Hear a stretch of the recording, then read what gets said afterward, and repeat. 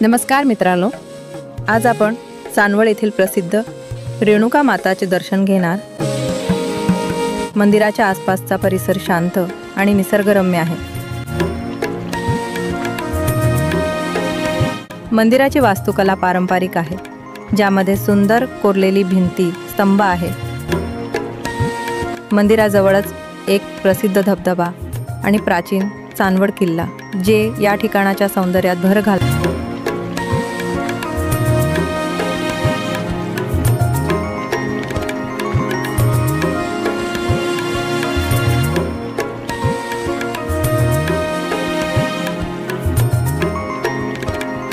असे मानले जाते की इथे दर्शन घेतल्यास कौटुंबिक सुख, आरोग्य आणि मनशांती प्राप्त होते।